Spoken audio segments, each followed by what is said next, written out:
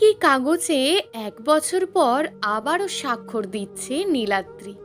পার্থক্য শুধু এতটুকুই, ১ বছর আগে নিজের সব অনুভূতি দিয়ে বিয়ের স্বাক্ষর, আর এখন ডিভোর্স। কিন্তু তার কোনো মায়া বা আফসোস হচ্ছে না, বরং মনে হচ্ছে সে অবশেষে মুক্তি পেতে চলেছে। নীলাদ্রি সাইন করার আগে বিপরীত দিকের লোকটার দিকে এক পলক তাকালো। চার চোখের দৃষ্টি একত্রিত হতেই নীলাদ্রি মাথা নিচু করে খুব দ্রুত এই সাইনটা করে দিল। হ্যাঁ, এখন থেকে সে ডিভোর্সি। আজ থেকে তাকে সমাজে কলঙ্কের দাগ লাগিয়েই চলতে হবে। নীলাদ্রি সাইন করা শেষ হতেই কাগজটি বিপরীত দিকে বসা লোকটিকে বাড়িয়ে দিতেই সে সাইন করতে নিল। আরিয়ান কাগজে কলম বসানোর আগে একবার নীলাদ্রির দিকে তাকালো। নীলাদ্রি তার দৃষ্টি অন্যদিকে ফিরিয়ে ফেলল। তার এই মানুষটার চোখের দিকে তাকানোর সাহস নেই। এই চোখের দিকে তাকালে তার মন ক্ষতবিক্ষত হয়ে যায়। এরপর লোকটিও খুব তাড়াহুড়োর সহিত সাইনটা করে দিল। নীলাদ্রি একটা মলিন শ্বাস ফেলল। এতদিনে লোকটির প্রতি মায়া জন্মে গিয়েছিল, তবে পাশাপাশি স্বস্তির শ্বাসও ফেলল। অবশেষে সে এই তিক্ততাপূর্ণ জীবনটা থেকে মুক্তি পেল। কিন্তু তবুও এই মানুষটা তার অভ্যেসে পরিণত হয়ে গিয়েছিল। ভুলতে কি পারবে মানুষটাকে? নীলাদ্রির বুক চিরে এক তপ্ত শ্বাস বেরিয়ে এলো। কোর্ট থেকে বেরিয়ে বাবার হাত ধরে গাড়িতে ওঠার উদ্দেশ্যে দরজা খুলতেই পিছন থেকে সেই অতি চিরচেনা ডাকটা শেষবারের মতন কানে বাজতেই নীলাদ্রি এক মুহূর্তের জন্য সব ভুলে পিছনে তাকালো। আরিয়ান একটু এগিয়ে নীলাদ্রির কাছ থেকে দূরত্ব বজায় রেখে দাঁড়িয়ে বলে উঠল, ভালো থেকো। এই ১ বছর অনেক কষ্ট দিয়েছি তোমায়, পারলে মাপ করে দিও। নীলাদ্রি কিছু না বলে দাঁড়িয়ে রইল। কেন জানি এই মানুষটার এমন নরম কণ্ঠ শুনলে সে এই মানুষটার করা পাশবিক অত্যাচার সব ভুলে যেতে ইচ্ছে করে। নীলাদ্রি হুঁশ ফিরল যখন তার বাবা রেগে গিয়ে আরিয়ানকে থাপ্পড় মারল। তোমার লজ্জা করে না? আমার মেয়ের জীবন শেষ করে আবার ভালো থাকতে বলছো?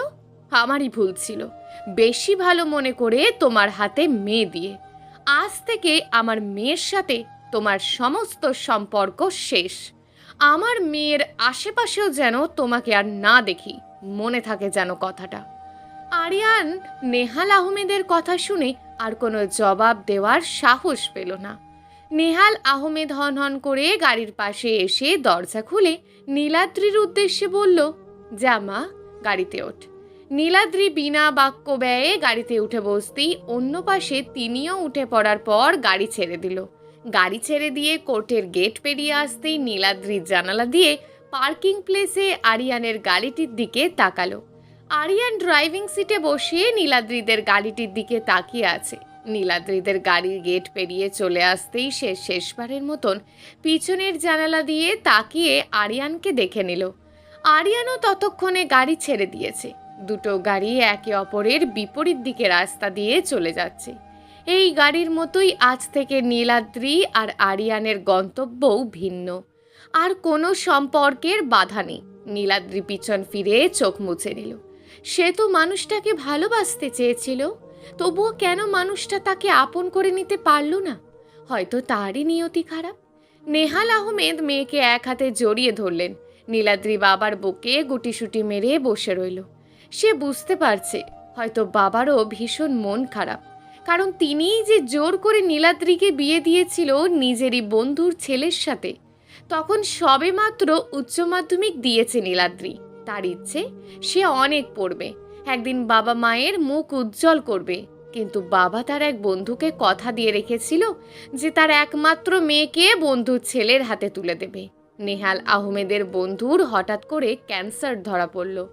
তারপর আস্তে আস্তে শরীরের অবনতি হচ্ছিল। ঠিক তখনই তিনি বুঝতে পারলেন তার আর এই দুনিয়ায় বেশি দিন থাকা হবে না। সে মারা গেলে তার এতিম ছেলেটাকে কেউ দেখে রাখবে না। তাই তিনি সিদ্ধান্ত নিলেন তার দু চোখ বন্ধ হওয়ার আগেই একমাত্র আদরের ছেলেটাকে বিশ্বস্ত কারোর হাতে তুলে দিতে চেয়েছিলেন। তার একমাত্র কাছের বন্ধু নেহাল আহমেদের একমাত্র মেয়ে নীলাদ্রিকে সে দেখেছিল। অনেক ভদ্র একটা মেয়ে। একটু বেশি অসুস্থতা অনুভব হতেই তিনি বন্ধুকে বলে বিয়ের তোড়জোড় চালালেন যে তার একমাত্র ছেলের বিয়ে দেবে। আরিয়ান সবসময় থাকতো শহরে। সে পড়াশোনা শেষ করে ওখানেই একটা ব্যবসা খুলে ওখানেই থাকতো। বাবার মৃত্যুশয্যায় দেখতে এসেই বাবার শেষ কথা অনুযায়ী ইচ্ছের বিরুদ্ধে নীলাদ্রির সাথে বিবাহ বন্ধনে আবদ্ধ হতে হলো। ঠিক একইভাবে নীলাদ্রিও সেই বিয়েতে রাজি ছিল না। তার সবচেয়ে বড় ইচ্ছেটাই যে অপূর্ণ রয়ে যাবে, তার উচ্চশিক্ষিত হওয়ার ইচ্ছে। আর তার চেয়ে বড় কথা, একজন অচেনা অজানা মানুষের সাথে হুট করে বিবাহ বন্ধনে আবদ্ধ হতে সে চায়নি। কিন্তু আঙ্কেলের এই অবস্থায় রাজি না হয়ে উপায় ছিল না। তাই একরকম ইচ্ছের বিরুদ্ধে গিয়ে ঘরোয়াভাবেই বিয়েটা সম্পূর্ণ হয়ে গেল। বিয়ের পরদিনই আরিয়ান যখন শহরের উদ্দেশ্যে রওনা দিচ্ছিল, তখন তার বাবা রেগে গিয়ে আরও বেশি অসুস্থ হয়ে পড়লেন। এক পর্যায়ে ইচ্ছের বিরুদ্ধেই থেকে গেল আরও কয়েকদিন সে। কিন্তু নীলাদ্রি ও আরিয়ানের মধ্যে সম্পর্কের কোনো উন্নতি হয়নি। আরিয়ান নীলাদ্রির সাথে কথাও বলেনি। আরিয়ানের বাবা এটা বুঝতে পেরে তার ছেলেকে ওয়াদাবদ্ধ করালেন যে তিনি যদি না থাকেন তখন মেয়েটিকে কোনো রকম যেন কষ্ট না দেয়, আর তার সাথেই যেন মেয়েটিকে রাখে। আরিয়ানও আর উপায় না পেয়ে মাথা নাড়ালো। এরপর কয়েকদিনের ভিতরেই আরিয়ানের বাবা মারা যান। তখন আরিয়ান না চাইতেও নীলাদ্রিকে সহ শহরের উদ্দেশ্যে নিয়ে যায়। তিনি নিয়ে যাওয়ার পরেও তাদের সম্পর্কের কোনো উন্নতি হয়নি। নীলাদ্রি মনে করলো হয়তো মানতে কষ্ট হচ্ছে, আস্তে আস্তে মেনে নেবে। সে সব কিছু ভুলে মানুষটার সেবা যত্নের দিকে সম্পূর্ণ ধ্যান দিল। কিন্তু মানুষটা নীলাদ্রির সাথে একটা কথা বলারও প্রয়োজন বোধ করতো না। আস্তে আস্তে বেড আলাদা হলো। এরপর শহরে যাওয়ার পর পুরোপুরি রুমও আলাদা হয়ে গেল। ওখানে গিয়ে মানুষটার মুখোশ খুলে গেল। সারাটা দিন নীলাদ্রি একা বাসায় পড়ে থাকে, তার কোনো খোঁজই নেয় না। মাঝরাতে আরিয়ান নেশা করে এসে নীলাদ্রি কিছু বললে গায়ে হাত তুলতো।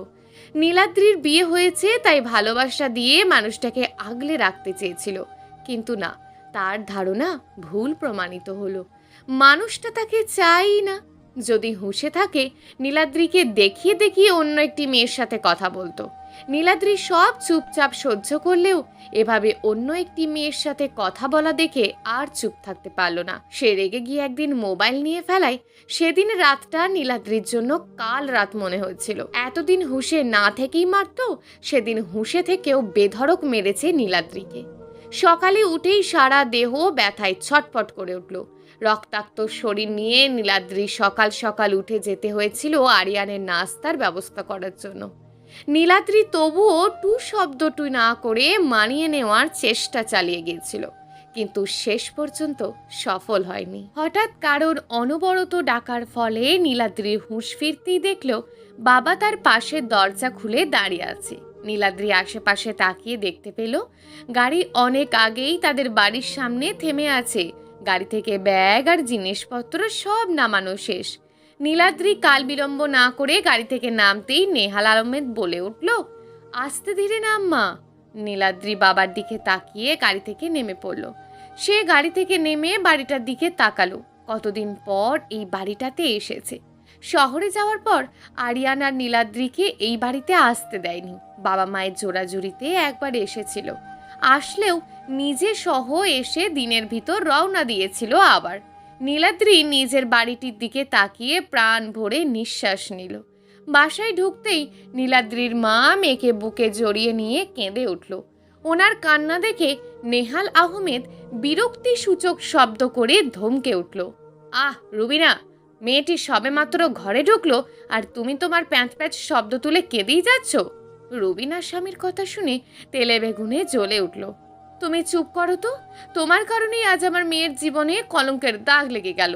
নীলাদ্রি চুপচাপ রুমে ঢুকে দরজা বন্ধ করে দিল। মা বাবার এই খুনসুটিগুলো আগে ভালো লাগলেও এখন আর ভালো লাগছে না। তারা ঝগড়া থামিয়ে মেয়ের রুমের দরজার দিকে তাকিয়ে রইল অপলক দৃষ্টিতে। রুমে ঢুকেই নীলাদ্রি ওয়াশরুমের কল ছেড়ে দিয়ে দ আকারে হাঁটু মুড়ে বসে পড়ল। মুখের ওপর হাত চেপে ধরে কান্নায় ভেঙে পড়ল। তার জীবনটা এমন কেন হলো? কি দোষ ছিল তার? সমাজে এখন তার উপর কলঙ্কের দাগ লেগে গেল। কেন তার জীবনটা এত কষ্টের হলো? সে তো চেয়েছিল সবকিছু ভুলে আরিয়ানের সাথে আবারও পথ চলতে, কিন্তু মানুষটা এমন কেন করলো? একটুও কি ভালোবাসা যায় না নীলাদ্রিকে? নীলাদ্রি তো ভালোবেসেছিল। আরিয়ান বাড়ি ফিরতেই দরজা খুলতেই একরকম নীরবতা, আবছা অন্ধকার দেখে বুক চিনচিন করে উঠল। সব সময় বাড়িটা আলোতে ভরেছিল। নীলাদ্রি সব সময় জানালার পর্দা সরিয়ে রাখত, আর আজ সব বন্ধ। আরিয়ান গিয়ে সব জানালাগুলো খুলে পর্দা সরিয়ে দিতেই সম্পূর্ণ বাড়ি আগের মতন আলোয় ঝিলমিল করে উঠল। আরিয়ান রুমে গিয়ে ফ্রেশ হওয়ার উদ্দেশ্যে ওয়াশরুমে পা বাড়ালো। ওয়াশরুম থেকে চুল মুছতে মুছতে বের হতেই মুখ ফসকে বলে উঠল, নীলাদ্রি, সকালে আয়রন করতে দিয়েছিলাম, সেই কাপড়টা কই রেখে? বলতে বলতেই থেমে গেল আরিয়ান। তার যে মনেই নেই নীলাদ্রিকে সে ডিভোর্স দিয়ে দিয়েছে, সে আর আসবে না। আরিয়ান আলমারি খুলতেই দেখল সকালে আয়রন করতে দিয়েছিল সেই কাপড়টা সহ বাকি আরও সব কাপড়গুলো তাক তাক করে গুছিয়ে রাখা। কাপড়গুলো নিতে গিয়ে নীলাদ্রিকে একটু মনে পড়ল আরিয়ানের। হয়তো এতদিন বাসায় ছিল, তাই নীলাদ্রিকে মনে পড়ছে। আর আরিয়ানের সব কিছু নীলাদ্রিই করত, তাই প্রথম প্রথম নিজে নিজে এসব করতে একটু আধটু মনে পড়ছে। সময়ের সাথে সাথে ঠিক হয়ে যাবে ভেবে নিজেকে বোঝালো আরিয়ান। ফ্রেশ হয়ে শুয়ে পড়ল আরিয়ান। ক্ষুধায় পেট চোঁচো করছে, কিন্তু এই মুহূর্তে উঠতে মোটেও ইচ্ছে করছে না। রিয়াকে একটা কল দিতে হবে। মেয়েটার সাথে আজ সারাদিন কথা বলতে পারিনি, হয়তো রেগে আছে। রাতে নীলাদ্রি নিজেকে ওপরে শক্ত করে পরিপাটি হয়ে মা বাবার সাথে খাওয়ার উদ্দেশ্যে টেবিলে গিয়ে বসলো। নেহাল আহমেদ কিছুক্ষণ অপলক দৃষ্টিতে মেয়ের দিকে তাকিয়ে রইল। তিনি এটা বুঝতে পারছেন না যে হঠাৎ মেয়েটা এতটা গোছালো হলো কি করে। যাই হোক, তিনিও মনে প্রাণে এটাই চান যে তার মেয়ে যেন সামনে এগিয়ে যেতে পারে।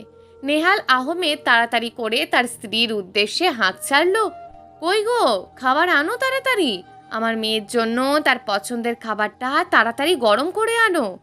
আনছি, একটু অপেক্ষা করো। রান্নাঘর থেকে নীলাদ্রির মায়ের প্রত্যুত্তর আসলো। নীলাদ্রি চুপচাপ ভঙ্গিতে টেবিলে বসে আছে। সে মূলত স্বাভাবিক হওয়ার চেষ্টা করছে। আরিয়ানের সাথে তার এসব হয়তো কপালে লেখা ছিল, কিন্তু বাবাকে হয়তো মনে মনে অপরাধবোধ ঘিরে ধরেছে।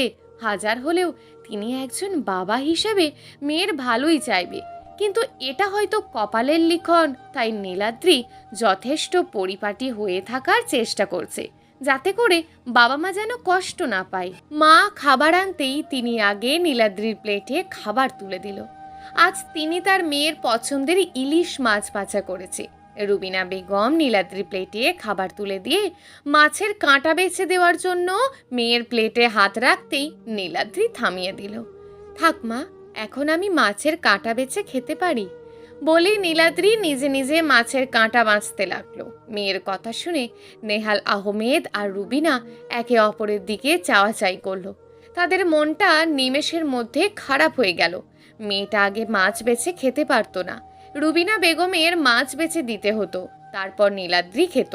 বিয়ের পর আরিয়ানের সাথে প্রথম প্রথম একবার এসেছিল, তখনও মাছ বেছে দিতে হয়েছিল। এরপর আর আসা হয়নি। রুবিনা বেগমকে নেহাল আহমেদ চোখ দিয়ে ইশারা করে খেতে বসতে বলল। সে মলিন শ্বাস ফেলে বিপরীত পাশে চেয়ার টেনে খেতে বসলো। নীলাদ্রির খাওয়া শেষ হতেই উঠে যেতে গিয়ে বাবার ডাকে থেমে আবার বসে পড়ল। হ্যাঁ বাবা। নেহাল আহমেদ মনে মনে নিজেকে প্রস্তুত করলেন। আফসোস, মেয়ের সাথে কথা বলতেও এখন তাকে অপরাধবোধ ঘিরে ধরেছে। তোর কোথায় জানি পড়তে ইচ্ছা ছিল? থাক বাবা, বাদ দাও। আমাদের একটা মাত্র মেয়ের ইচ্ছে পূরণ করব না, তুই বল। নীলাদ্রি একটা শ্বাস ফেলে প্রত্যুত্তর করল, একটা মাত্র মেয়ের ইচ্ছেটাকে যদি আর 1 বছর আগে প্রাধান্য দিতে, তাহলে আজ এই দিন দেখতে হতো না, আর তোমারও মেয়ের সাথে কথা বলতে গিয়ে অপরাধবোধ জেগে উঠতো না বাবা। নীলাদ্রির কথা শুনে নেহাল আহমেদ মাথা নিচু করে ফেলল। তিনি মেয়ের প্রত্যুত্তর কি দেবেন ভেবে পাচ্ছেন না। রুবিনা বেগমও চুপ হয়ে রইল।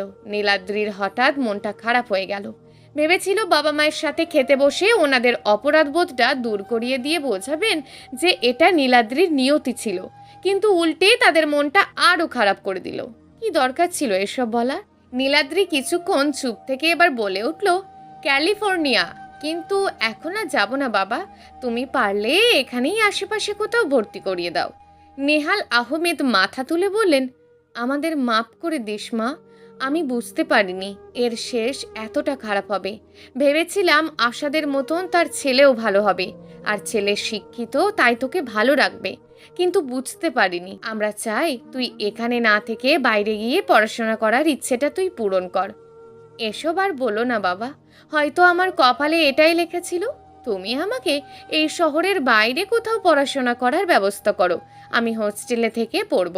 তোমাদের মেয়ে এতটাও নরম নয় বাবা, আমি ঘুরে দাঁড়াবো, চিন্তা করো না, আমি পারবো। আচ্ছা, তুই রুমে গিয়ে শুয়ে পড় মা। নেহাল আহমেদের প্রত্যুত্তর পেয়ে নীলাদ্রি মাথা নেড়ে হেসে রুমের উদ্দেশ্যে পা বাড়ালো। কি দরকার ছিল তোমার এসব বলার? মেয়েকে এত দূরে কেন পাঠাচ্ছ নীলাদ্রির বাবা? পড়তে তো এখানেও পারবে, কি দরকার আমার মেয়েটাকে আবার অত দূরে পাঠানোর? রুবিনা বেগম নীলাদ্রি যাওয়ার পানে তাকিয়ে বলে উঠল, বাইরে গিয়ে পড়ার ইচ্ছেটা নীলাদ্রির অনেক আগে থেকেই ছিল। বলা যায় ছোটবেলা থেকেই এই ইচ্ছেটা, কিন্তু মাঝখানে আমার দোষে সব শেষ হয়ে গিয়েছিল। কিন্তু ও এখন অত দূরে আর যাবে না, তাই এই শহরের বাইরে অন্য কোথাও ওকে পড়াশোনার ব্যবস্থা করে দেবো। আর তুমি বুঝছো না, এই সমাজে থেকে আমার মেয়ের মানসিকভাবে আরও ক্ষতিগ্রস্ত হবে। এই সমাজে একজন মেয়ে 1 বছরের মধ্যে ডিভোর্সি মানে হচ্ছে মেয়েটাই খারাপ।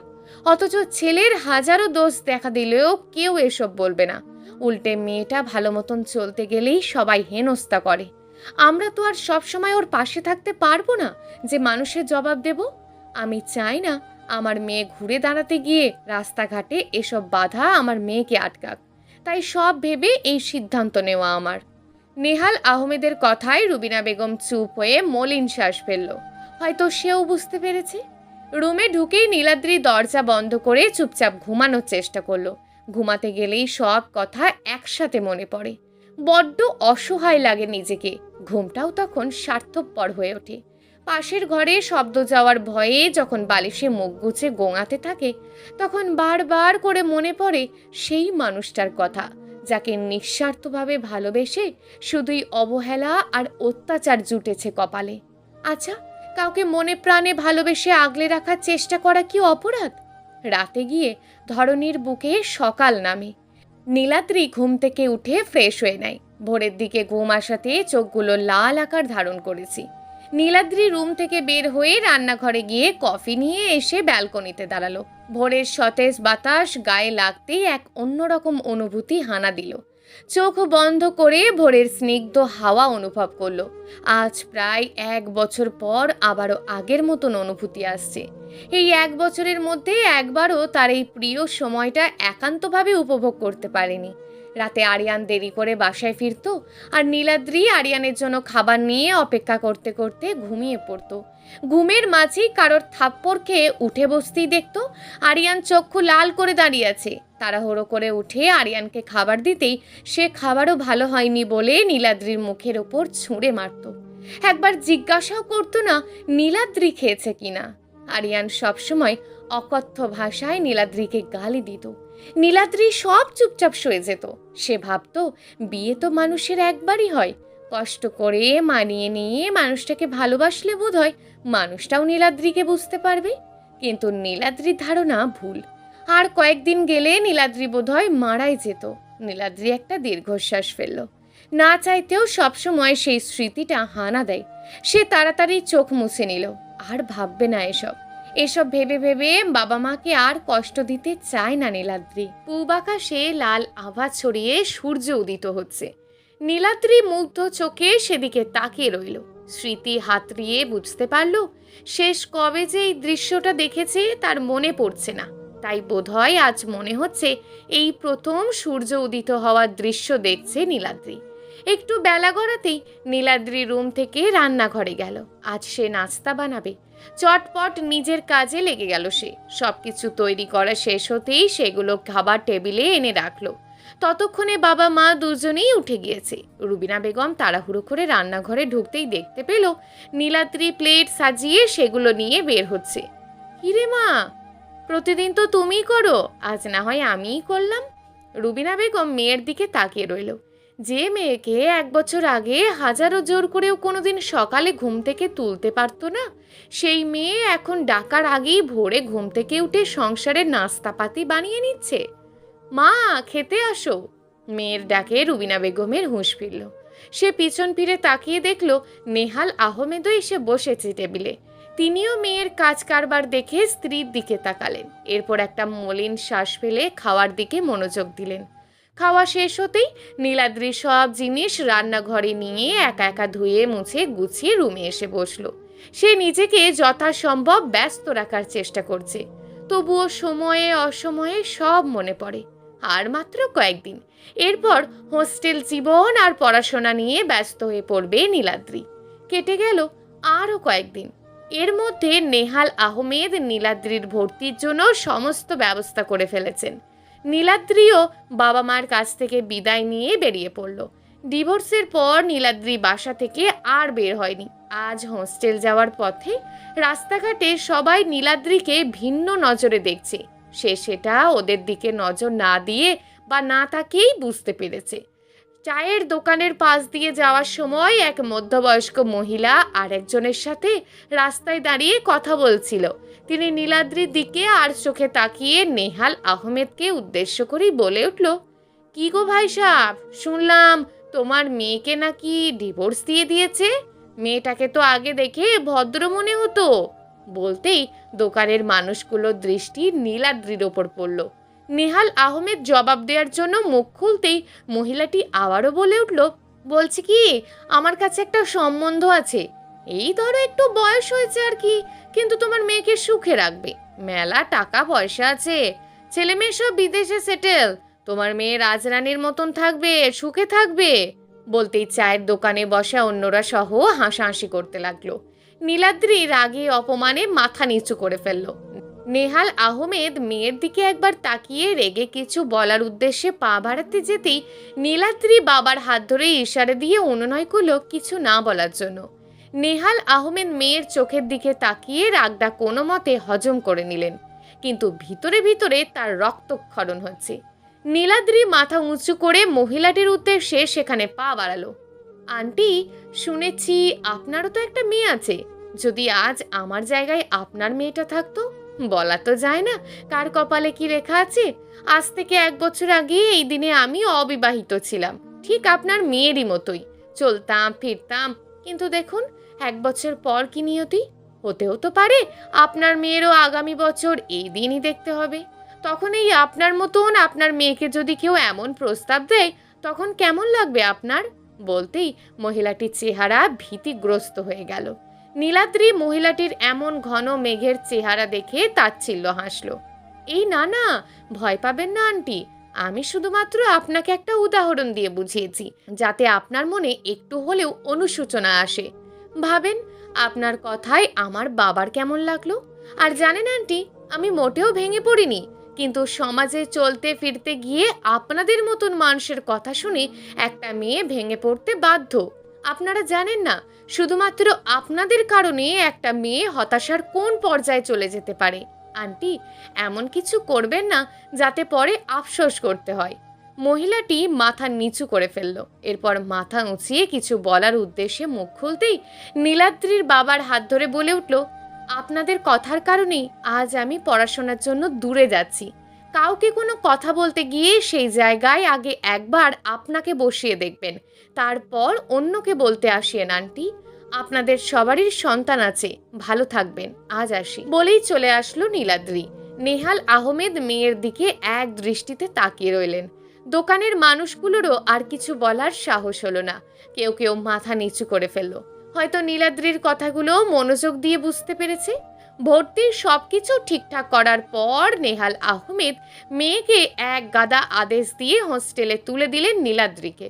এরপর নিজের বাসার উদ্দেশ্যে ফিরে গেলেন। নীলাদ্রি তার রুমে সবকিছু গুছিয়ে রেখে খাটের উপর বসলো। তার রুমমেটও একসাথেই পড়ে, এটা হোস্টেলে কর্মরত মহিলাটি বলেছিল। নীলাদ্রি ফ্রেশ হওয়ার উদ্দেশ্যে বারবার ওয়াশরুমের দিকে তাকাতে লাগলো। রুমমেট হয়তো গোসল করছে, এখনো দেখা বা কথা হয়নি। জার্নি আর এসব গোছাতে গোছাতে ক্লান্ত লাগছে। দু চোখে ক্লান্তি এসে ভর করতেই কোন সময় চোখ লেগে গেল আর খেয়ালই ছিল না। ঘুম ভাঙলো কারোর ডাক শুনে। নীলাদ্রি ঘুমু ঘুমু চোখে ঝাপসা চোখে তাকিয়ে দেখলো একটি অচেনা মেয়ে ডাকছে। তার রুমে অচেনা মেয়ে কোত্থেকে আসবে? হোস্টেলের কথা মনে পড়তেই সে নিজের অবস্থান বুঝে উঠতেই হুড়মুড় করে বসে উঠতেই মেয়েটি হেসে উঠল। আরে আস্তে আপু, সেই কখন থেকে ঘুমাচ্ছেন, আর আজ আপনার গোসল হলো না? বলেই মেয়েটি হেসে উঠল। নীলাদ্রি নিজের অবস্থান বোঝার চেষ্টা করলো। সে খাটের সাথে হেলান দিয়েই ঘুমিয়ে পড়েছিল। জানালা দিয়ে চোখ যেতেই তাড়াতাড়ি উঠে দাঁড়ালো। সন্ধ্যা ঘনিয়ে এসেছে, এতক্ষণ ঘুমালো? সে দুপুরে কাপড় নিয়ে বসেছিল, ফ্রেশ হওয়ার উদ্দেশ্যে অপেক্ষা করতে করতে ঘুমিয়ে পড়েছিল বোধহয়। নীলাদ্রি চারপাশ তাকিয়ে কাপড়গুলো খুঁজতেই মেয়েটি বলে উঠল, আপু, আমি গুছিয়ে রেখেছি আপনার কাপড়গুলো। এতক্ষণে গোসল করলে ঠান্ডা লেগে যেতে পারে। আপনাকে দেখতে ক্লান্ত লেগেছিল, তাই আর ঘুম থেকে ডাকিনি। আপনি ফ্রেশ হয়ে আসুন, আমি নাস্তার ব্যবস্থা করছি। আমাকে আপনি আর আপু বলে লজ্জা দিও না, নাম ধরেই ডাকতে পারো, একই ডিপার্টমেন্টে পড়ি। মেয়েটি মাথা নেড়ে সায় জানালো। তোমার নামটা কি যেন? মৌ। আর তোমার? নীলাদ্রি। তোমার নামটা সুন্দর। নীলাদ্রির কথায় মেয়েটি হাসলো। এরপর মেয়েটি নিজেই আগ বাড়িয়ে কথা বলতে লাগলো। যাক, এতদিনে একটা সঙ্গী পেলাম। জানো, এতদিন একা একা সময় কাটাতে হতো, আর ক্লাসও এখন একা যেতে হবে না। আমি কিন্তু অনেক বকবক করি, তোমাকে কিন্তু প্রচুর জ্বালাবো। মৌয়ের কথায় নীলাদ্রি হাসলো। কয়েকদিন যেতেই নীলাদ্রি আর মৌয়ের মাঝে অনেক ভালো বন্ধুত্ব হয়ে গেল। এখন নীলাদ্রির সুখ দুঃখের একমাত্র সঙ্গী হচ্ছে মৌ। মৌও সবসময় নীলাদ্রির সাথে কথা বলে নীলাদ্রিকে হাসির উপর রাখতে চায়। এত এত পড়াশোনা আর মৌয়ের বন্ধুত্বে নীলাদ্রি আর আগের কথা তেমন একটা মনে পড়ে না। কিন্তু রাতে মাঝে মাঝে আরিয়ানের সেই অত্যাচারগুলো নীলাদ্রির ঘুমের মাঝে দুঃস্বপ্ন রূপে এসে জ্বালায়। তখন মাঝরাতে মৌ নীলাদ্রিকে এটা ওটা হাসির গল্প বলে হাসাতে চেষ্টা করে। সে সব সময় নীলাদ্রিকে সময় দিতে চায়, যাতে করে অতীতটা আড়ালে ঢেকে যায়। আস্তে আস্তে সম্পূর্ণ মনোযোগ নীলাদ্রির পড়ার উপর দিচ্ছে। ক্লাসেও সে ভালো রেজাল্ট করছে। নেহাল আহমেদ মাঝে মাঝে এসে দেখে যান।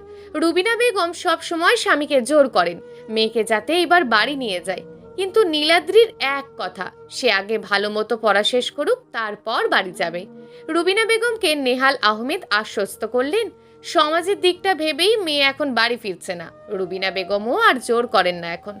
সবকিছু ঠিকঠাক চলছে। কিন্তু কয়েক মাস যেতেই নেহাল আহমেদ অসুস্থ হয়ে পড়লেন। সেদিন নীলাদ্রির মাসের খরচের জন্য যখন কল করলো, তখন অপর পাশ থেকে বাবার নীরবতায় যা বোঝার বুঝে ফেলল। সে আর আগ বাড়িয়ে কিছু বলল না। বুঝতে পারলো বাবা মায়ের এখন বয়স হচ্ছে। বয়সের ভারে এখন আর চাকরিও করতে পারে না। মায়ের ওষুধ আর বাবার নিজের খরচ, আবার এদিকে নীলাদ্রির শহরে থাকা খাওয়ার জন্য এত এত টাকা, সব মিলিয়ে তিনি কি করবেন ভেবে পাচ্ছেন না। তবুও তিনি নীলাদ্রিকে আশ্বস্ত করলো নীলাদ্রি যেন সব মনোযোগ পড়ার দিকে দেয়। টাকার ব্যবস্থা তিনি করবেন। নীলাদ্রি টাকার ব্যাপারে আর কিছু না বলে বাবা মায়ের সাথে কথা বলে ফোন রেখে দিল। তার মাথায় এখন আর একটা চিন্তা এসে ভর করলো। তার আর কোনো ভাই নেই যে বাবা মাকে চালাবে। বাবার যা জমানো ছিল, ভেবেছিল নীলাদ্রির বিয়ের পর ওনারা স্বামী স্ত্রী জীবন পার করে দিতে পারবেন। কিন্তু তা তো আর হলো না। মেয়ে ফিরে আসতেই তিনি মেয়েকে এখন ওখানে ভর্তির ব্যবস্থা করতে গিয়ে প্রায় টাকার খরচ করে ফেলেছিলেন। এখন সব শেষের পথে। নিজেও অসুস্থ হয়ে পড়েছেন, কিছু করার উপায়ও নেই। নীলাদ্রি পড়াশোনার পাশাপাশি একটা ছোটখাটো চাকরি খোঁজার জন্য বেরিয়ে পড়ল সেই অচেনা শহরে। চাকরি খুঁজতে গিয়ে সে আরও ভালো করে চিনতে পারল শহরটাকে। ভালো মানুষের আড়ালে মুখোশ পরে থাকা বাবার বয়সী মানুষগুলোকেও চিনতে পারল নীলাদ্রি।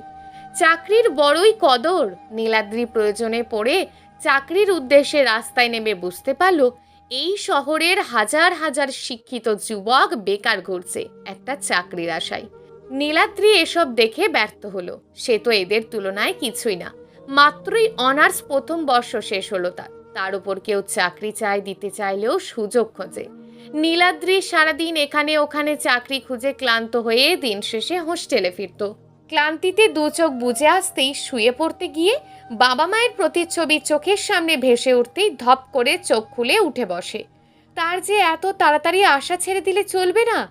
তার বাবা মায়ের একমাত্র নির্ভরযোগ্য স্থান এখন শুধুমাত্রই নীলাদ্রি। অনেক খোঁজাখুঁজির পর অবশেষে একটা চাকরি পেল নীলাদ্রি। চাকরির দিন ইন্টারভিউ দিতে গিয়ে দেখলো দুজন অল্প বয়স্ক লোক বসে আছে। নীলাদ্রি পুরোপুরি নিজেকে প্রস্তুত করে নিয়ে গিয়েছিল, যেন প্রশ্ন ধরলে ফটাফট উত্তর দিতে পারে, যাতে করে নীলাদ্রি যেন সিলেকশনে বাদ না পড়ে। কিন্তু তারা নীলাদ্রির ধারণা ভুল প্রমাণ করে তার কাগজপত্র দেখে ব্যক্তিগত বিষয়ে সব প্রশ্ন করে যাচ্ছিল। নীলাদ্রি অস্বস্তিতে পড়ে একে একে সব প্রশ্নের উত্তর দিয়ে গেল। যখন শুনল নীলাদ্রি একজন ডিভোর্সি আর বয়স্ক বাবা মায়ের একমাত্র মেয়ে, তার চাকরিটা যেভাবেই হোক পেতেই হবে, তখনই তাদের দুজনের চোখ জল করে উঠল। তারা তখনই নীলাদ্রিকে সিলেক্ট করে ফেলল। নীলাদ্রিকে এত এত মানুষের ভিড় থেকে চাকরির কোনো প্রশ্ন ছাড়াই সিলেক্ট করাটা যেন সে ভাবতে বসে গেল। কিন্তু পরক্ষণে বাবা মায়ের কথা মনে পড়তেই সে হেসে লোকগুলোর দিকে তাকাতেই লোকগুলোর অস্বস্তি মাখা চোখ দেখে সে যা বোঝার বুঝে ফেলল। নীলাদ্রি ঘৃণা ভরা দৃষ্টিতে সেই দিকে তাকিয়ে অফিস থেকে সাথে সাথে বেরিয়ে এলো। সে বুঝতে পারল এই শহরে হাজার হাজার ভালো মানুষের আড়ালে মুখোশ পরিহিত মানুষের অভাব নেই। আবিষ্কার করলো সুন্দর সুশ্রী শহরটার আড়ালে ঢাকা বিশ্রী আর একটা রূপ। মৌ নীলাদ্রির এমন অবস্থায় এক পরিচিত আঙ্কেলের সাথে কথা বলে একটা অফিসে চাকরির ব্যবস্থা করলো। নীলাদ্রি প্রথমে না বোধক মাথা নাড়ল, ভাবলো এই শহরে সবাই অসহায়ত্বের সুযোগ খোঁজে। এই শহরে মুখোশের আড়ালে ঢাকা মানুষের অভাব নেই। মানুষ কতটা নিম্নমানের হলে মেয়ের বয়সের মেয়েকেও পর্যন্ত ছাড় দেয় না, কুপ্রস্তাব দেয়, তা নীলাদ্রি ভেবে উঠতেই পারে না। আচ্ছা, মানুষগুলোর এমন কিসের অভাব যে এমন প্রস্তাব দেয়, তাও বা তারই মেয়ের বয়সীকে? মৌ নীলাদ্রিকে আশ্বস্ত করলো এই চাকরিতে এমন কিছুই হবে না। নীলাদ্রিও শেষবারের মতন চেষ্টা চালিয়ে গেল, সে চাকরিটা যেমন করেই হোক করবে।